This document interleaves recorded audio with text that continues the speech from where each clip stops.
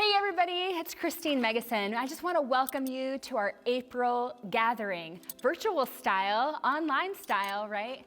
Listen, we're so happy that you're here, that you made your way, and you found us at the Hope Grimes YouTube channel. We're just so glad that you were able to make it here. And we just, like we always say here at Hope, it is no accident that you're here. We've been praying for you. We've been praying for this time tonight and pray that it's a blessing to you. So I'm going to kick off with a couple of announcements, and then we'll get to the rest of our evening. A couple of things that we want to make sure you know about. The first is that our next gathering is scheduled for May 7th. It's our final gathering of the year. Our 9th in our 9-month season that we've had is coming to a close, and we'll be planning some form of gathering on May 7th. Will we be meeting in person? Who knows? None of us know at this point, right? What's going on? So just mark it in your calendar though. May 7th will be our final gathering. We'll be wrapping up our series from the book Nothing to Prove by Jenny Allen, and we'll either be meeting in person, wouldn't that be great? Or we'll be doing something like this online again. Either way, count on it on May 7th for our next gathering. Our Bible studies are still meeting. Praise the Lord for technology, right? We're so thankful for that. A couple of details regarding Bible studies if you're interested. Rachel Davis's Bible study that meets on Thursday mornings from 9 until 10:15 is currently meeting on Zoom, all right? Everybody's like, oh yes, this Zoom. I've never even heard about it until all of a sudden now everybody's got Zoom. So they're meeting via Zoom. If you are interested in that, if particularly maybe if now because you're working from home and your schedule looks a little different, maybe Thursday mornings never worked for you, but suddenly now they do, their Bible study would love to have you join them. They're studying Proven by Jenny Allen, ties in with our theme for the year. And again, it's from 9 to 10:15. It's via Zoom. You can contact Rachel through her email address, which you'll find on the screen. And she would love to give you the link for the Zoom account. You can tune in, join the study. It doesn't matter that you haven't been doing it with them. You can jump right in and finish out the year with them. They would love to have you. But if Friday morning or before work is more your style, we still have the Friday morning Bible study with Nicole Coe, and that meets from 6 to 7 a.m. For those early morning risers, get up and get it done right on a Friday before the world and life gets going. They are also moving online to Zoom. They're just wrapping up The Gifts of Imperfection by Brene Brown. And then starting on April 10th, they're launching into another Brene Brown study, and this one is I Thought It Was Just Me. I don't even know what that's about, but it sounds fantastic. So you can contact Nicole Coe through her email address, which is also listed on the slide, and she will get you the link and you can join right in with them. Again, they're wrapping up one study, is starting the next one on April 10th. Our MOPS and Mom Next group right now, they're not currently meeting, but they're connecting with one another through their Facebook group. So if you aren't part of the Facebook group, join in, or if you are a mother of preschooler or moms of kids beyond, elementary age kids and beyond, which puts a lot of us in that category, and about right now, we could all use a lot of help and a lot of encouragement and a lot of resources. So this is the perfect time for you to join in with the MOPS and Moms Next group. So check out their group on Facebook, and they'll be having some more information coming out soon as far as how they're looking to gather in the future. So as you know, at the gathering, we always have a mission of the month, and our two mission partners that we've been using this year, we've alternated between Johnston Partnership and Hawthorne Hill. Well, because these ministry organizations are in such need right now with everything that's going on in our world, we're making both of them our mission of the month for April. So you'll find information on the screen about that. The best thing that we can be doing for them right now, since we're kind of in our homes and maybe don't have the ability to be bringing donations and things to their location, is to donate financially. So for Johnston Partnership, you'll go to johnstonpartnership.org. It's on the screen. You're going to look for donate in the drop-down menu, and that will give you an opportunity to donate to Johnston Partnership. For Hawthorne Hill, it's very similar. It's hawthorne-hill.org, and you're going to hit Get Involved, and then you'll scroll down where it says Make a Donation. Again, that's another opportunity for us to be able to continue supporting our mission partners, but do it from the safety and convenience of our home. Okay, you may have seen this come out, a little plug that we were doing. We mentioned it at the last gathering. You might have seen it on social media, but women's ministry is wanting to host a puzzle night. Now, it was scheduled for April 24th, which means we don't know if we're gonna have it. It might be postponed. So can we just say TBD at this point on the Women's Ministry Puzzle Night that was scheduled for April 24th. Continue watching what's happening with the social media pages. If you aren't following us on social media, please come and join the fun and stay connected with us and Women's Ministry here at Hope Grimes through those pages. And that's where you're gonna hear more about what's gonna happen with the Puzzle Night. We want to do this. We just got to figure out when it makes the most sense. So stay tuned on that. A couple of final things we want to make you aware of. Holy Week is coming up, and it's sure to be a Holy Week to remember, different than we've probably ever experienced. So we want to give you some information about that. We at Hope Grimes will not be having services live. We're going to be going like we have been, worshiping online through hopeonline.tv. And the services for Holy Week are as follows. On Monday, Thursday, it'll be at noon, 5 and 7. That'll be Thursday of Holy Week. On Friday, Good Friday, also at noon, 5 and 7. And then Easter, there are a ton of services both on Saturday and Sunday. So you can go to the Lutheran Church of Hope website and check out what the service times are going to be for Easter. But look for ways to make Easter weekend and Holy Week both special, memorable, and beneficial to you and your family by tuning in to these online services. Speaking of online, there's a ton of options for you right now. You're probably at this point going, just about every hour of every day I can find something, and you are right. So a couple of things that I want to just recap of what's happening online. Obviously, weekend worship has moved to online, and that's the normal service time, Saturday at 5 p.m., Sunday at 9:15 and 11 a.m., and then Sunday Night Live at 5 p.m. on Sunday night. So you can tune in hopeonline.tv for all of those service options. But there's more. On Monday, Wednesday, and Friday mornings at 8 a.m., we have 90 Seconds of Hope. It's just a brief 90 seconds, a minute and a half message from Hope pastors, just what you need, a little boost in the arm to get you going for your week and for your day on Monday, Wednesday, Fridays at 8 a.m.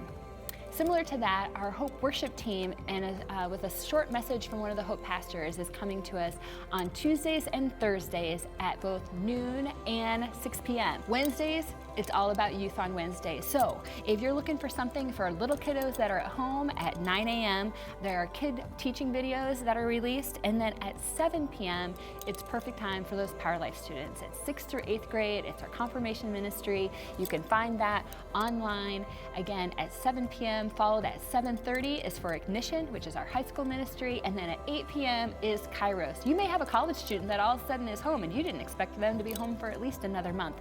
Well, they can still be connected to one another and to grow deeper in faith, and that's through Kairos at 8 p.m. Finally, on Fridays at noon, you can do a live chat with one of our pastors. How cool is that? I love technology. So Fridays at noon, if you're interested in just asking pastors questions, maybe you just have things you're dying to know, or maybe even questions about what we're facing right now or what you're experiencing personally, now's your chance to be able to ask a pastor, and that is live every Friday at noon. All right, guys, that was all the announcements that we have. There's a ton going on. Hopefully this is some good information as you're at home and looking for ways to still continue growing in your faith, which is what we're doing tonight. We're so thankful again that you're here. And normally in the service, this is when we go into our icebreaker, right? This is a time where we do something fun or meaningful, where you have an opportunity to turn to your neighbor or join in a smaller group and get to know one another and get connected as part of a community, which is one of our goals here at the gathering. And it's kind of hard for us to do that virtually. So let me just ask you a question. How are you doing? How are you really doing? I feel like it's a question that we're trying to figure out the answer, and that maybe the answer is changing day by day. One day it seems great, the next day I feel like I'm falling apart, or maybe it's moment by moment, where one moment it's fine, and the next moment it just feels like life is just turned upside down. We're all feeling that right now, aren't we? I'm just so grateful for technology, and thanks to our crew, Matt Barrick and Brian Dodson, who are able to allow us to do something like this tonight to stay connected, because our world has changed a lot in the past few weeks. From the last month's gathering Everything, it seems like, has changed. I mean, just a month ago at the last gathering, you maybe had heard of coronavirus as this thing that was happening in China and has eased its way into Italy, right? Maybe you'd heard of it referred to as COVID-19, but that's kind of new for me. Maybe somewhere you had heard once of a quarantine, but it was probably through a movie like Contagion or something like that, but you'd never experienced one in your own real life. Definitely not like we've been experiencing the last few days. And my guess is that you've never heard of terms like shelter in place and social distancing, and now they're like a regular part of our vocabulary. My guess too is that you've never paid much attention to how much supplies are on the shelves or how many times you want to touch your face. You just want to, right? Or known just at a glance exactly how far apart 6 feet is. This is all brand new stuff that we've faced and experienced here in the last month. My guess that before that you weren't working from home. Maybe that you'd never heard of or used Zoom before, and now you're so sick of Zoom you just want to throw your laptop out the window. My guess is that you didn't have kids at home all day, or at least every day for weeks now, and you probably hadn't thought about how you should be incorporating school into your personal time with your kids at home. It's all new. A lot of us are discovering new things, like discovering online workouts and how exactly do we get our roots done, and find ourselves just daydreaming, right, about the days when we could just go and spend an hour walking around Target. A lot of things have changed. I personally am parenting teens who want to be with their friends and don't always understand why they can't, and why I don't trust that they can stay 6 feet apart from one another. And I have a 5th grader, and I just discovered last week that I actually am smarter than a 5th grader, but barely. I mean, barely. Trying to teach him is hard enough for me. Most of the days I'm wearing leggings. I did laundry this week, and my 5th grader's laundry only had in it one sweatshirt, a pair of socks, and a t-shirt. No pants, no shorts, no underwear. I had to ask him about that. What's the deal? And he says, well, I only change my underwear when I take a shower, which now tells you how often he was taking a shower. So everything that we're experiencing right now, it's just so different. We're all huddled in the house with our family, and that can be a good thing or a bad thing. Again, right? Moment by moment.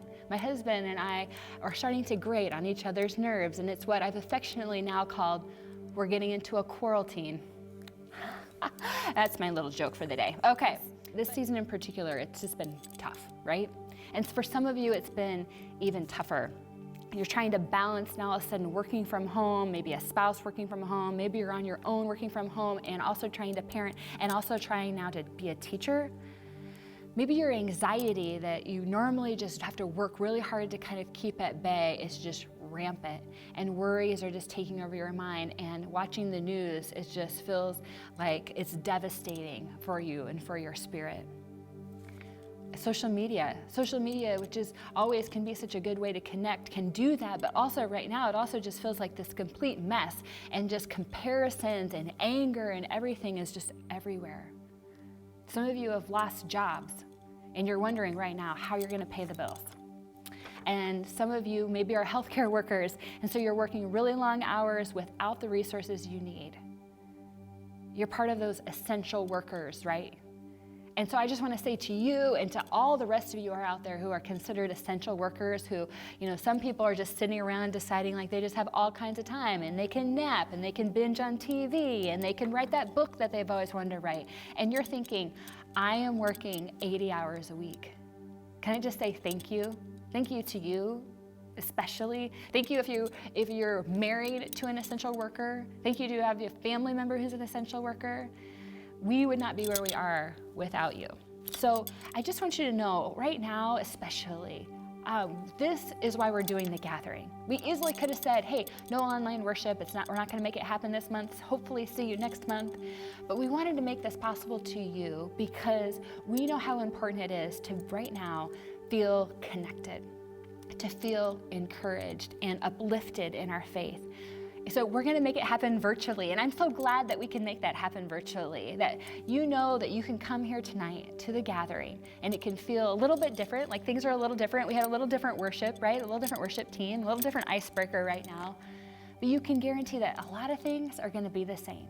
You're going to come here and you're going to know that it's a safe place. You get to be just exactly who you are and you can feel exactly the way you're feeling.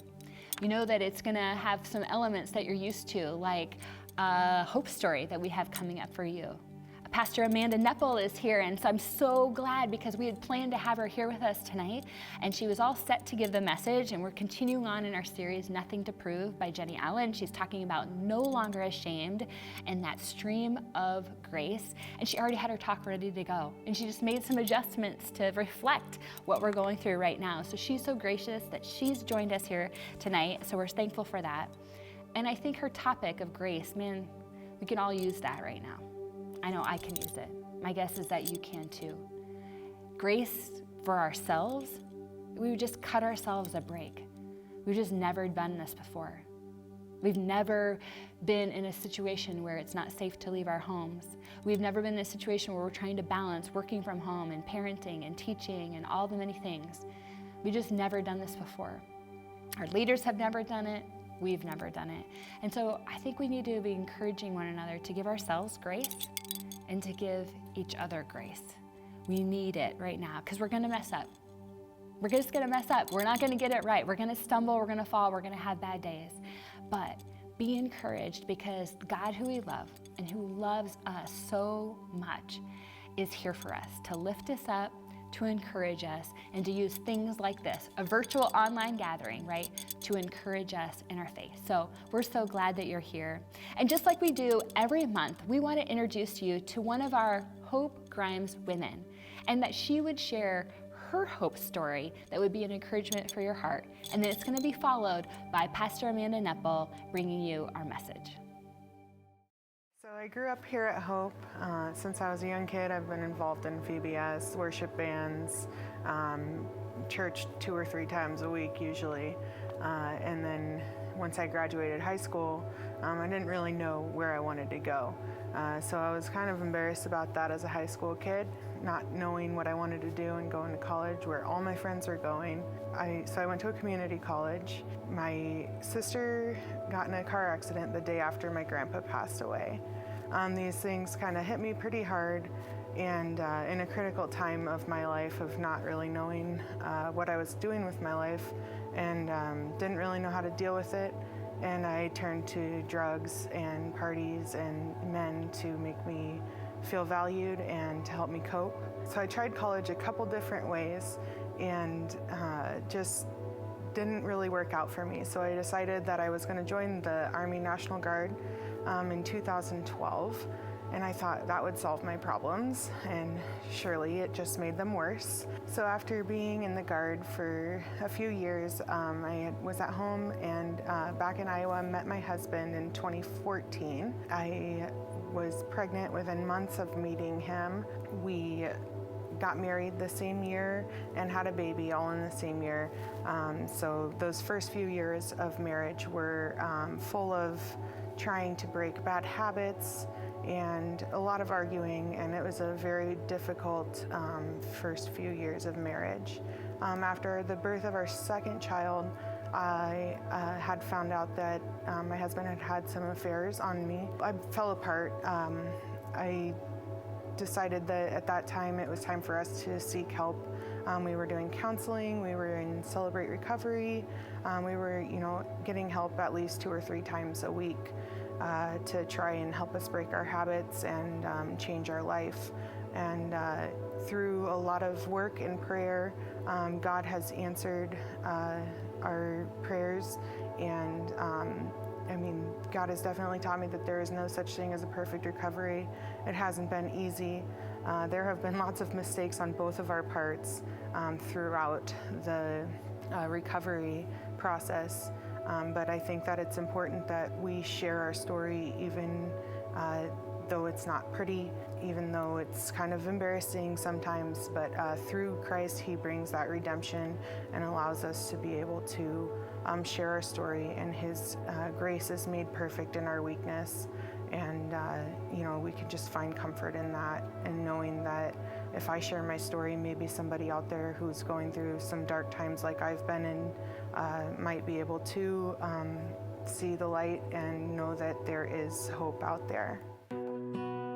Fast forward to the end, to like where we are today, I am just so happy that I didn't go to school, because had I gone to school, and I'd probably be working in a job that I don't really enjoy, because I didn't know what I wanted to do. And now I get to stay at home with my kids. I don't have student loans, so I'm able to do that.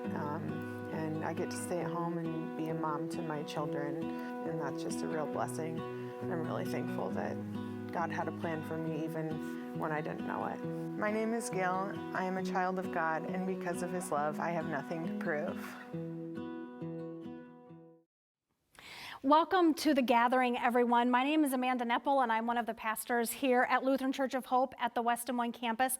I'm so glad that you're joining us today. Wherever you are gathered, whether you're at home, whether you are safely socially distancing somewhere else, I'm so glad that you're joining us here today. The title of, or the theme, I should say, of what we're talking about today is Releasing Shame and Accepting Grace. And I actually wrote this talk a little while ago in anticipation for tonight, and then everything in our world just kind of went sideways. And so I wasn't sure if it was the right message for tonight, but I think it still is. I think this is timely, and I think that as things are topsy-turvy and a little bit upside down, this is still an important topic for us to dig into. I would like, if you could, just for a moment, just to imagine a scene with me. And this is out of the Gospel of Luke, particularly chapter 7. And if you can just imagine with me for a minute, there's a gathering of homes, and homes in those days were different than ours now for a lot of reasons, but homes were more open. And a couple of reasons for that. For one thing, they wanted to let as much of the natural light into the home as they could. They also, of course, wanted to let as many of the smells as you can imagine. They wanted to let those out, right? And so the whole setup was just more open than ours are today. And so people could kind of come into a home or leave the home and kind of more or less go unnoticed if they wanted to. And so this was a Pharisee, and this Pharisee had invited Jesus to his home for dinner. And as they are there in the home, they're reclining for the meal, Jesus would have kind of been sitting on a mat, and he would have had his feet kind of underneath of him and behind him a little bit. And a woman makes her way, more or less undetected, into the home. And she makes her way up, and she makes her way towards Jesus. And as she is approaching Jesus, it just becomes overwhelming for her, and she just begins to weep. And she is crying, and as she approaches Jesus, she just kind of gets more and more emotional. She approaches Jesus' feet, and we'll learn later that the host had not washed Jesus' feet when he entered, and so Jesus' feet were dirty. And so as the woman is crying, her tears are landing on Jesus' feet and making kind of a dusty, muddy mess at that point. And even though at this point this scene is really bizarre enough, she does something then that probably would have caused the men in the room to audibly gasp. She lets down her hair, which is just not done at all. And she lets down her hair, and then she uses her hair to wipe Jesus' feet and to clean up this mess that has been made between her tears and the dust on his feet. And as she does that, then she even takes it to the next level of bizarre, and she begins kissing his feet. And she had brought some salve, some ointment that she was going to anoint Jesus with, and then she begins to rub the salve onto Jesus' feet. And we don't know her story. We certainly don't know the specifics of it, anyway. And in fact, we never even really get to learn her name. We don't know what it is. But from what we can read in Luke chapter 7 and what the people have even said as they whispered to one another as all this was going on, we know that life has not been kind to her. And we can also imagine then that up until meeting Jesus, really, this woman was living in a prison that had been very carefully and very meticulously built. And in fact, when she wasn't busy adding to it, other people came along and probably very happily added to this prison that she was living in. And this prison that she was living in is shame. It was believing that someone like her just could not be accepted, that someone like her would never be able to receive love, someone like her didn't deserve to be accepted or loved, let alone forgiven. And shame is what we're talking about today, what shame is, what it does to us, and ultimately I want to talk about ways that we can overcome it. Not by ourselves, but by turning to Jesus and by trading it for something better. And that better thing that we trade shame for is grace. Every single one of us has shame. It's hardwired. Either you are going to feel shame in your life or you are a sociopath. You get to pick, but it is truly one or the other. Even though that's true, even though in this case shame is the one you want to pick, it's the only time it's the one you want to pick, but the truth is it doesn't have to define us unless we let it. It is possible to learn to see it for what it is, to recognize it, and then to release it, and then to choose to live in God's abundant promises for us instead. So when I talk about shame and the definition of shame and what it is and what it kind of means to us, practically speaking, I'm getting all this information from Brené Brown. And I know that many of you know who Brené Brown is. In fact, she was just on 60 Minutes on Sunday night. If you're interested in checking out that interview, I'm sure that you can find it. But Brené Brown is a shame researcher of all things, right? And so she has done exactly that. She has researched what shame is. And so this information isn't coming to you from Amanda Neppl in terms of what shame is. This information comes to you from someone who has actually done the work, who has studied it and has researched it and knows what it is. And so ultimately shame begins as that gnawing feeling in our heart, in our gut, wherever you feel it. It's that gnawing feeling that we are just not enough. It begins in our little bodies the very first time we feel rejected, and that's usually when we are really young. So that first time that we feel rejection happens to us at an age where there's really no way we can process that honestly. And so we end up internalizing this idea that there is inherently something wrong with us. And if the person who rejected us because they were having a bad day, because they have their own stuff to work out, whatever it is, if they rejected us because of their own stuff, right, then we internalize that there's something wrong with us. And as we grow up, as we mature, that inevitably leads to us hiding parts of ourselves. We hide the parts of ourselves that we believe are going to prevent us from having a real connection. And as we grow up, we internalize those things as being true. And so we adapt as we get older, as we go throughout life, we adapt by hiding those parts of ourselves that we feel are not good enough. And we feel like if people understood and knew about those parts of us, that they would reject us. So according to Brené Brown, this shame begins when we feel rejected. And then we start hiding the parts of ourselves that we think will lead to more rejection. But as we hide more of ourselves, we come to believe that we are not worthy of that love and belonging that we need. And in her book, Daring Greatly, which I got a lot of this information from, when she asked women about shame, about the parts of us that we feel that we need to hide, about the parts of us that we feel are not good enough, she heard a couple of things over and over. So when she asked women about shame and their definitions or experiences of shame, this is what women said. They said, shame looks like or feels like you have to look perfect, do perfect, be perfect. Anything less than that is shame.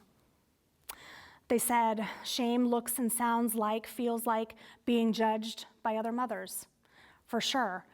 They said that's being exposed, when the flawed parts of yourself that you'd like to keep hidden are revealed. Yep, anybody ever eat a piece of cake in the bathroom by themselves? Yep, just guessing, right? No matter what I achieve or how far I come, where I come from, and what I've survived will always keep me from feeling like I'm good enough. They said, even though everyone knows there's no way to do it all, everyone still expects it. Shame is when you can't pull off looking like it's under control. To me, that one speaks so much for the times that we're in right now. I don't know if we know what under control even looks like. But so many of us are measuring ourselves against the standard of things being under control. We don't even know what it is, so there's increased anxiety about not even knowing where the standard is supposed to be. And maybe that's just me, but that's a big one. They said shame sounds like never enough at home, never enough at work, never enough in bed, never enough with my parents. They said shame sounds like no seat at the table and the popular kids are laughing. And then the other thing that Brene Brown found in her research is that we live in a world where the expectations around being a woman in particular have these unwritten rules that are impossible to keep. In fact, they're paradoxical to each other. Here's what I mean. Be perfect, but don't make a fuss about it, and don't take time away from anything like your family or your partner or your work to achieve your perfection. If you're actually up to the task, perfection is easy. Or don't upset anyone, but say what's on your mind. Be super sexy after the kids are in bed and the house is clean, but for crying out loud, do not get it confused, like when it's the right time and when it's the wrong time. You know what I'm saying, right? Be yourself, but not if you're shy, not if you're outspoken, not if you're insecure, not if you're confident, not if you're introverted, not if you're extroverted. Don't make people feel uncomfortable, but be honest. And I think that there's a couple more that I would add for the times that we're in right now. Be positive, but don't be fake. Everybody needs you to be authentic. Or another one, be honest, but don't be negative, right? I feel that certainly in the way things are going right now. So all of these things that are either spoken or unspoken, they lead us down the road of believing that we are flawed as human beings. Even though the standard is set up such that there is absolutely no way we would be able to maintain all of that, we internalize this idea that we are somehow not enough, and therefore we are unworthy of the connection that we're hardwired to need. If we're flawed, remember, if we can't measure up, we feel like we have to hide. And then we can't have those authentic connections if we're hiding. As a side note, and I think this is really important to talk about since I'm speaking to women here, but you all in one way or another are in relationship with men, one way or another, right? And men experience shame too, absolutely. Almost all of the shame that men are dealing with has to do with showing fear or being weak or being soft. And the fun part about that one is that it's kind of a moving target. What soft is can be different even in one community to the next, one workplace to the next can have a different definition of even what being too soft means. And the catch-22 for men really in all of this is that they have said to Brene Brown, again, the researcher, right, that they will say, they'll express that the women in their lives will say that they want a man who's able to be vulnerable. They want someone who's able to express their fears and their feelings. But when they do, so often we as women can't stomach it. Not all men, not all women, but Brene Brown found this over and over again in her research. When she started doing shame research, it didn't occur to her to look at it from the perspective of what that would look like for men.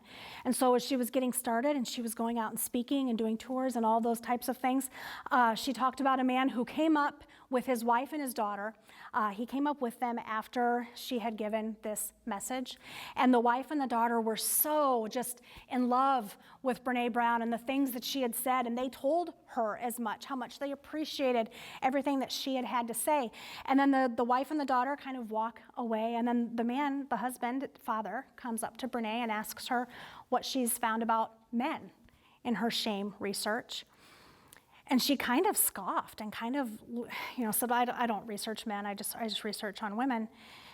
And he said, well, let me tell you, those two women who are falling all over themselves to tell you how much they love you, they would rather see me die on that white horse than fall off.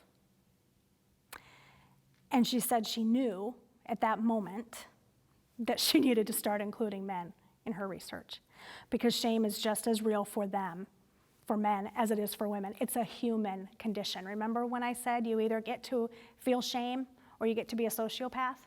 It doesn't care about gender, right? I just want us to think about that for a minute in these times that we're living in right now. Things are uncertain. And even as we talk about shame and releasing shame and accepting grace for ourselves, I just want to ask us, are we allowing the men in our lives to feel fear right now? Are we allowing them to acknowledge that things are uncertain? Just something to think about. Are we allowing the men that we love to be human? So, after all of this, I have some really good news for you. Are you ready? You ready? Really good news, okay? Shame is actually very simple to address. I didn't say easy, I said simple. Here's the thing. Intentional exposure. Intentional exposure is kryptonite for shame. Every time. When shame creeps in, if you start talking about it, it cannot survive. If you are able to talk to someone, now ideally someone with a little bit of empathy, that's just gonna go better, right? But if you can talk to someone about what you're feeling, shame cannot survive being brought out into the light. Now, often the problem isn't finding the right person to talk to. We have them all around Lutheran Church of Hope. And even now, virtually, we have our prayer line, we have our bat phone line, our emergency line. We have so many ways for you to get connected and to talk to someone. So that's not the problem. The problem, I think, is believing that talking to someone will actually work. Because when we're in that place, we're in the middle of this shame storm, it's almost always difficult to believe that the things that are going to help will actually help. Now, here's where I leave Brene Brown behind, and here's where I put on my pastor hat. Because if you're watching this, hopefully you're okay with the fact that I'm going to talk about Jesus, because I think that in this conversation about shame, knowing Jesus, knowing that Jesus Christ lived and died and rose from the dead to give us life, this adds a whole new element to this conversation about shame for us. Right in the middle of the prayer that Jesus taught us to pray is the line, "Forgive us our trespasses, as we forgive those who trespass against us." This prayer that Jesus taught us to pray assumes that we have things to confess. This prayer that Jesus taught us assumes that we are not perfect. And this prayer that Jesus taught gives us this pathway to get these things off of our consciousness. And the sooner we release them and talk about them, the better. Now, the problem is, and Jesus knew this too, there's a very persistent voice that tells us that talking about these things can't possibly help, that talking about these things just means that someone will know, and then they'll be able to judge us. Friend, that voice is a liar. That voice is a liar. And the source of that lie, just like every other lie, is the devil. Period. Every time. Jesus himself tells us that the devil is the father of lies. John chapter 8. So you don't have to take my word for it. Jesus calls the devil the father of lies.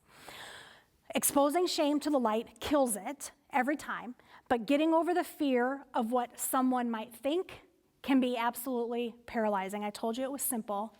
It's not easy.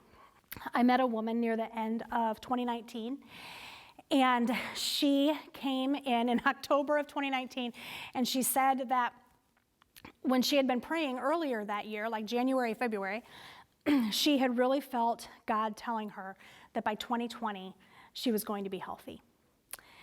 And so she had tried a couple of different things. She's about 60 years old, a lifetime of rejection, a lifetime of feeling unworthy. And she had finally gotten to the point where she just was done. She was done.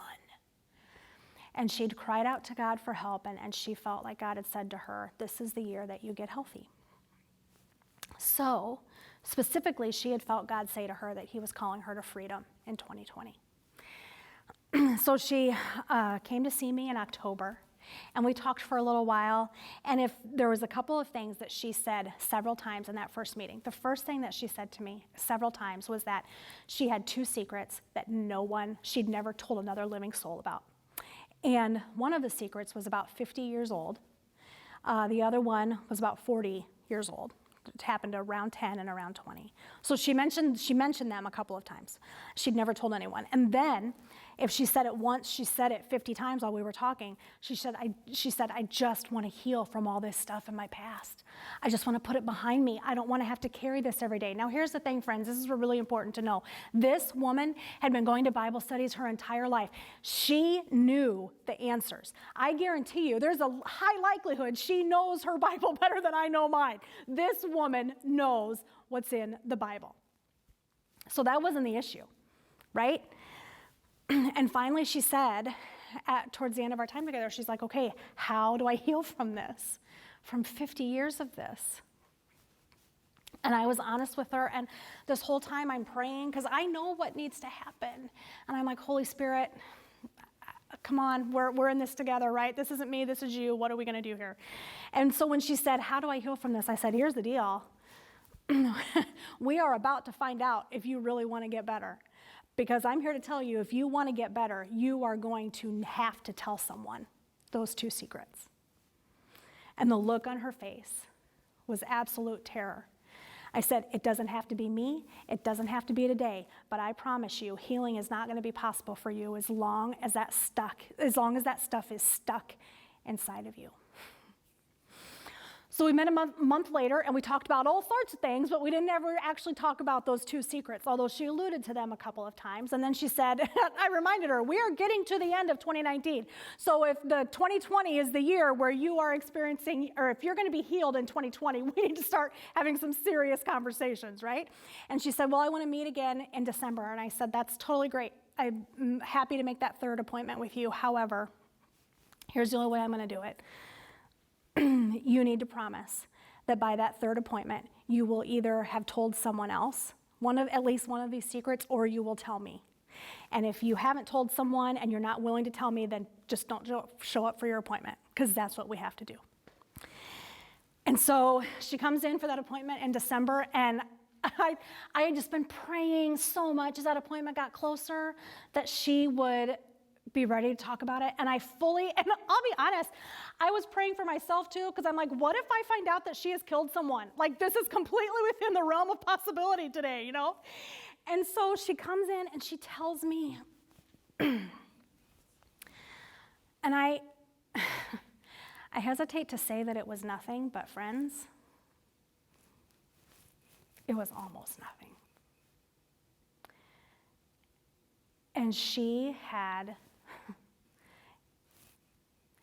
meticulously, lovingly decorated the walls of her shame prison for 50 years.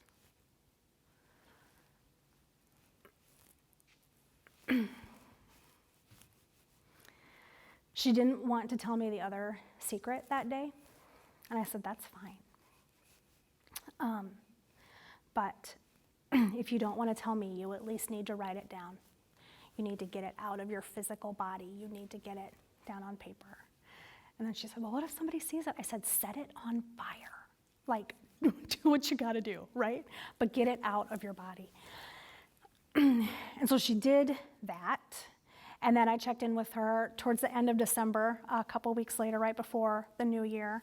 And she had done that. She had written it out. She had gotten it out of her body. She had set it on fire. So she wouldn't have to worry about it, right? But she said that she had thought about both of those things every single day for 50 and 40 years, respectively, every single day. And she said when she got rid of it, she said, I haven't thought about it. And she said there was one time where it did come in, and I recognized it, and I told it to get lost because I didn't need to think about that anymore. I'm not decorating the walls of that prison for myself anymore. When we talk about this idea of releasing shame and accepting grace, here's the thing. We simply, physiologically, are not allowed to hang on to our shame and all of the ways that we are building it and caring for it. We are not able to hold on to that and at the same time hold on to grace. It is just impossible. Holding on to shame is holding on to death. There is no way around it. It is holding on to the very thing that Jesus came to set us free from. The goals of the thief that Jesus talks about in John chapter 10, to steal and to kill and destroy, that's what shame does. Contrasted with Jesus, who came to give life abundantly. Why do we struggle with that so much? Why would any of us in our right mind resist letting go of shame in order to accept grace? And the answer really just comes in what we believe about ourselves and what we believe God thinks of us. What we believe drives our behavior every single time. Every single time. I dare you to try and figure out a time that that's not true. I have my notes here, and I put them on this music stand. Why? Because I believe that the music stand will hold my notes that I'm talking from today. If I sit on a chair, it's because I believe that chair is going to hold me up, right? I believe that exercise is good for my mind and my heart, and so I do it even if I don't necessarily feel like it when I start, because in my mind I believe a certain thing about exercise, and so my behavior is to go ahead and go through with the exercise. Now, what if I believe that I am a disappointment to God and everybody else? If I believe that God is perpetually disappointed in me, which, by the way, so many women believe. If I believe that God is disappointed in me, how can I possibly accept his grace? In fact, it's going to be hard for me to believe that God even wants to give me grace if what I also believe is that God is mad at me, right? What if I believe that God is too busy with real people and real problems? I mean, right now, shouldn't God be very, very, very busy? Like, my problems, my garage door opener is broken, and that is not God's problem. God's got COVID-19, for crying out loud. I mean, if God is good at God's job, my little garage door is not a real problem. Do you know what's underneath that, though? That belief is unworthiness. That I don't rank at the same level as other people that maybe God loves more, right? What we believe drives our behavior. So the biggest step that any of us can take to release shame and accept grace is to say yes to God and to put ourselves, open our heart to God, to begin to understand how deep his love is for you today, whatever mess you're in. Because you might feel like your life is over here and it is a train wreck inside a dumpster that's been set on fire. I totally understand that, right? But here's what I want you to know. Jesus isn't standing over here looking at you, yelling at you, saying, hey, you should probably put that fire out. That's not even remotely what Jesus is doing. Jesus is down in here with you, with the fire extinguisher, putting out the fire, and then lifting you up out of that mess, right? Ephesians 3, 18 and 19. May you have the power to understand, as all God's people should, how wide, how long, how high, and how deep his love is. May you experience the love of Christ, though it is too great to understand fully. And then you will be made complete with all the fullness of life and power that comes from God. What if we put that in our heart and actually believed it? That the love of Christ is actually what makes us complete. That the love of Christ brings us life and gives us the power of God. How would we behave if we believed in our heart of hearts that that was absolutely true? The last night that Jesus spent with his disciples, he gathered them together and he showed them what it looks like to release shame and accept grace. Jesus was their teacher, he was their leader. They were even beginning to understand that he was God. And so, as God, he took off his outer robe, he got down on his knees, and he put his hands on their dirty feet. And Peter couldn't take it. He could not. He knew that he was not worthy of having Jesus wash his feet. And he wanted to separate himself from Jesus and not let Jesus touch him.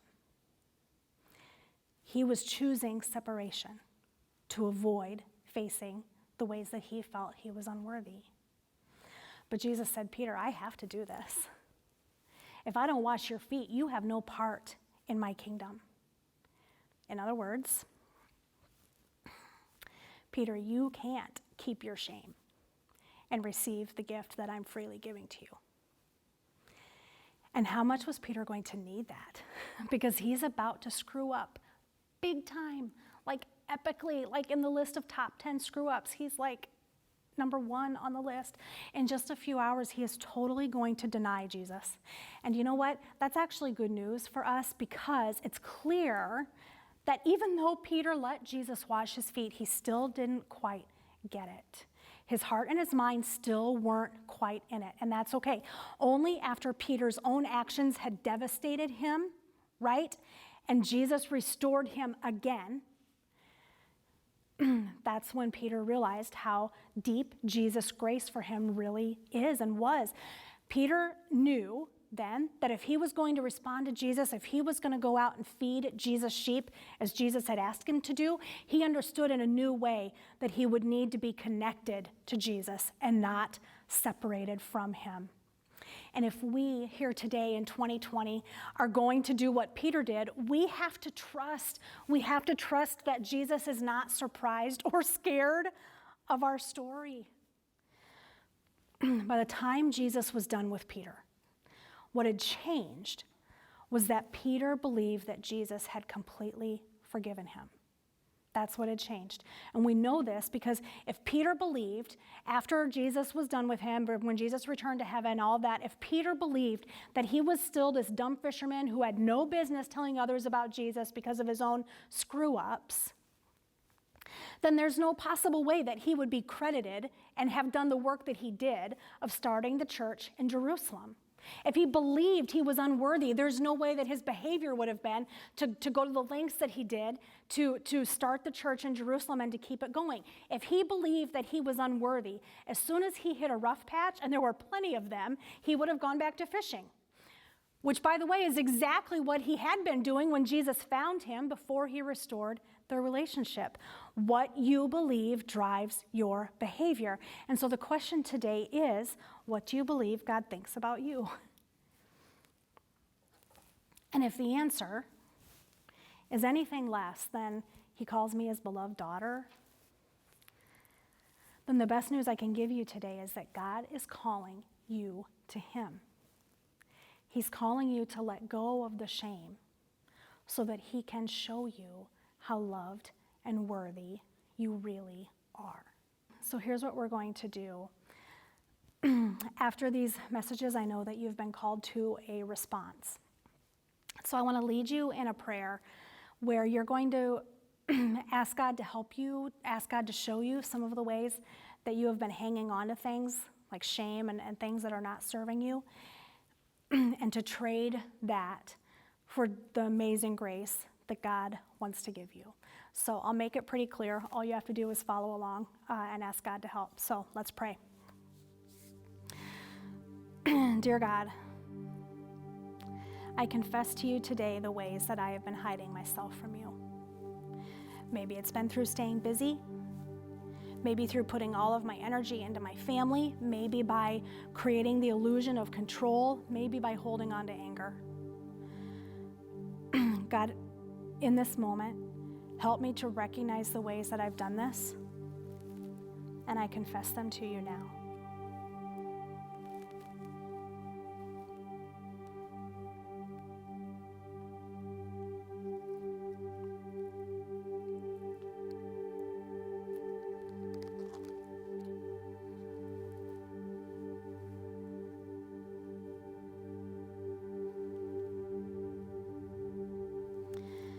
Lord, I have believed lies about myself. I have believed that I'm not enough. I have believed that I'm not loved. I have believed that I had to be in the world in a certain way to be accepted. I confess that I have agreed with these lies even though I didn't mean to.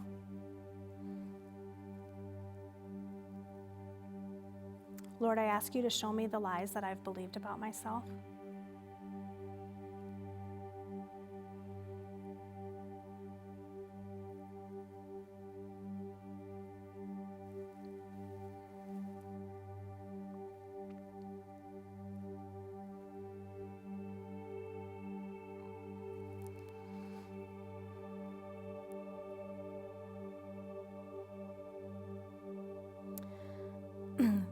Lord, I ask your forgiveness for thinking these things about someone that you love.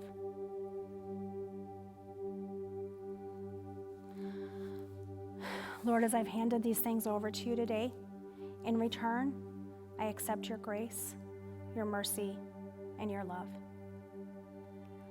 Lord, I believe that the power that raised Jesus from the dead lives in me. Lord, I say yes to your faithfulness and your steadfastness. Lord, I declare today that you alone give life, and I ask that you continue to keep me and guide me in your love, your truth, and your grace now and forever. Amen. So one of the things that, very practically speaking, when we talk about releasing shame, you heard me say over and over that when we're living in that place where there's part of us that we feel that we have to hide, that is unworthy, that prevents us from having authentic connection, that we help build that space. Because that's what we're doing when we believe in the lies that people have said about us, we've internalized the lies that people have said, potentially, we have a part in building this prison of shame. There's a couple different reasons why we do that, but probably most of all, as crazy as this sounds, it's because it's familiar. And when we ask Holy Spirit to help us release that shame, it requires behaving different, which our brains don't really like to do. If you've ever said, oh, tomorrow is the day that I'm going to change everything and get my life under control, and then failed miserably, you know what I'm talking about, and it adds to that shame. So for your overflow, and what I invite you to do for the month of April, consider what it would look like to show up for yourself in a small way every day this month, or as many days as you can. It's not something to have guilt over, but I encourage you to think of one small thing, and it should be so small that it seems almost insignificant. Here's what I'm talking about. Maybe you decide that the way you're going to care for yourself, the small promise you're going to make is you decide that this morning, every morning when I get out of bed, I'm going to start my day with a glass of water. Maybe you decide I'm going to start with a prayer instead of going to Twitter or whatever is not helping, right? I've done this before with women. I had one person say that for 30 days, she threw out her scale. I'm like, okay, that's a big thing, but maybe that's what you need to do. If that scale is getting to tell you who you are, then maybe the scale needs to go away, right?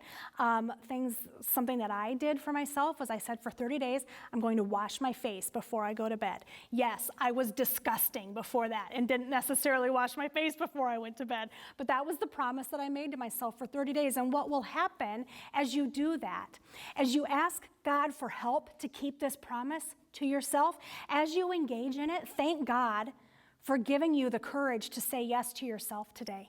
Thank God for reminding you in that very small amount of time where you are keeping this promise to yourself. Thank God for giving you the wisdom and the courage to explore the love that He has for you. Let Him tell you who you are, not the scale, not Twitter, not coffee, whatever it is for you, not your dirty face, I don't know. But let God tell you how much He loves you by keeping you in this promise that you're going to make to yourself for 30 days. As I said, I did this before. One lady threw out her scale. Another lady didn't tell me what her promise was, but she did come up to me after the 30 days, and she said, I just want you to know I did it, and I kept it. And this woman, who was probably in her early 70s, she said, I don't know that I've ever kept a promise to myself like that before. And it wasn't her power, it was the power of Holy Spirit in her, encouraging her and reminding her who she is, that she's not a woman who is unworthy of connection, but that she's a dearly loved daughter of the King. That's what I want to leave you with today. You are a dearly loved daughter of the King. The power that rose Jesus from the dead that we are going to celebrate, the power that created the heavens and the earth, lives in you, is available to you. And no matter what the world would say, no matter what you would believe about yourself, friend, anything that's not of God that hurts you, just kick it, because you can, because the power of Christ is in you, and He wants more for you than to stay stuck. No matter how nicely you're building that prison, it's still a prison, and He wants to set you free. Amen. Thanks for having me tonight. Take care, Hope. Hey, thanks everyone for joining us, and a special thanks to Pastor Amanda Neppl for bringing us our message.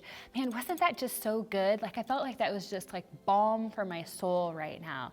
It's always a great message to be reminded that we don't need to be trapped in the prison of shame. Instead, God is saying, hey, walk in freedom because you're walking in my love. Great questions that she reminded us to think about. What do we believe about ourselves, and do we believe that we're worthy? And I loved her challenge to us that this next month, as our overflow for the gathering, that we would be making a promise to ourselves. It's probably a promise that maybe no one around us might even notice, but a promise to ourselves that we would put ourselves on the list and show love for ourselves in the way that God wants to love us. So I'm taking that challenge to heart, and I hope that you will too. Again, there was a ton of announcements to remind you, but mostly everything is on the website, or you can go online to hopeonline.tv and get connected and get encouraged all throughout the week in lots of different ways. In the meantime, between now and hopefully the next gathering when we'll see you, just know that we love you and that we're praying for you and that we're 100% in your corner, cheering you on through this season, no matter what it looks like. See you next month.